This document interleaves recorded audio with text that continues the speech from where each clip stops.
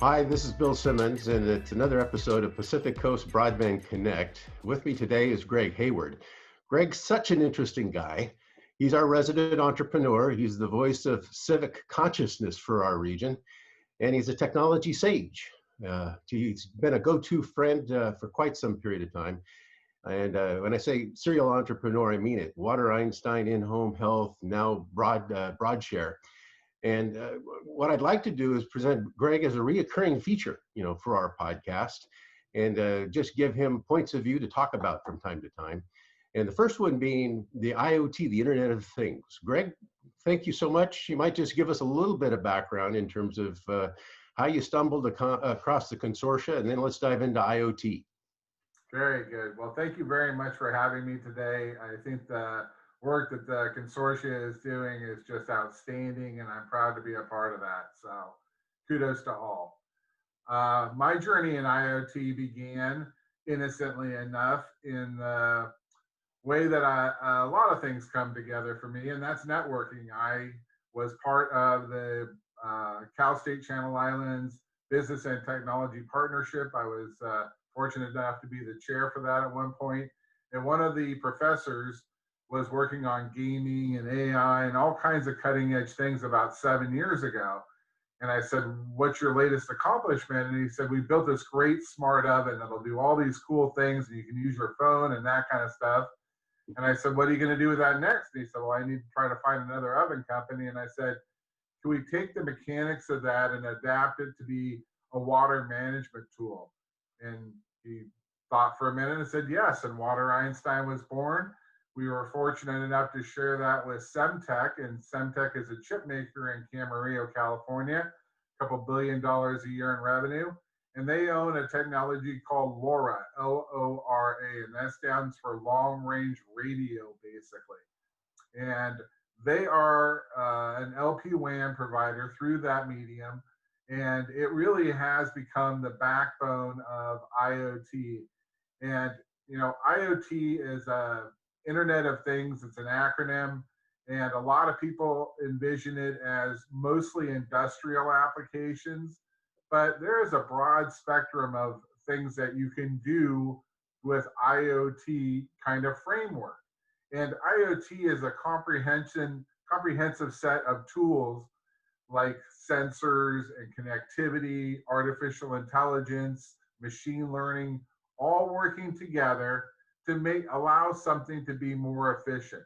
And so as our consumption of renewable goods is ever increasing, as pollution and the pandemic and all these different kinds of things are really becoming top level concerns, IoT can augment what we do as people and allow us to have a much better, much more accurate data set and a set of actions to work against. So one of the problems we have in the broadband world is you get things like technology, you get things like IoT. These are words, we don't see how they connect. How about let's try to simplify things? Talk about, for example, healthcare or public security or some of the other IoT kinds of things, automation. You name it. Let's talk about some of those applications. Any ideas that you can share? Oh, absolutely. There's a litany of different applications, but let's go with one that's pretty straightforward: parking metering. So, a big city like San Francisco, they want to be able to work with their city visitors and the residents to be able to understand that driving around for 4 hours trying to find a parking space is not in your best interest, anybody's best interest. And so, by putting sensors on all the parking spaces, they know when they're occupied or not. So you can pull up your phone and say within a relatively quick period of time, oh, if I go this street, that street, I'll come upon an open parking space. And so that gives you more time to shop. It gives you less frustration trying to get home. The city understands the metrics about which areas are more heavily trafficked, which spots the cars stay in longer, all kinds of good data. So again, you can make really good decisions off of Greg, we were joking about this prior to going on camera that you have a metaphor from the Flintstones to the Jetsons. Now, the transformation that's involved is phenomenal. I mean, and I just, one of the things we're grappling with is people understanding the kinds of change that our communities are going to have to get ready for as we approach IoT. Any thoughts about that? Absolutely. I think there's two different categories. There's acceptance, where you gladly learn where an open parking space is. And then there's proactive want. I want a flying car in the worst way possible. Hmm. But, we're not at a stage in the evolution where I trust the mechanisms enough to put myself in that kind of peril.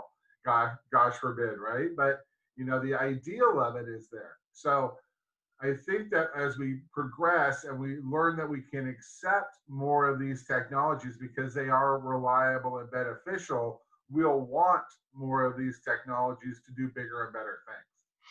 Greg, I'm going to want you to come back and talk some more about Water Einstein and in-home health and IoT aspects of both of those kinds of things.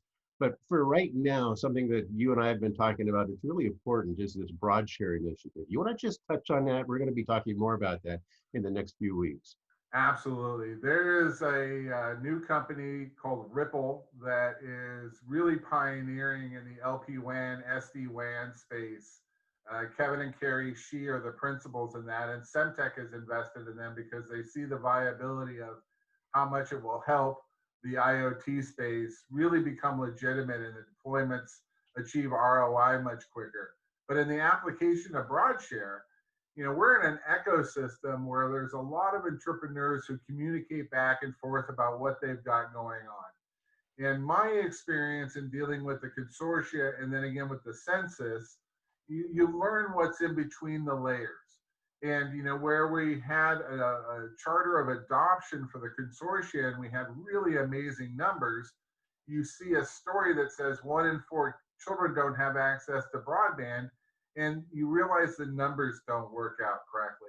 And so when you start talking to people about what it is, you learn there's a lot of trust issues, a lot of community and societal resistance, that kind of thing. And so BroadShare really is an agnostic effort to bring clean, fresh, usable broadband internet to children for education purposes.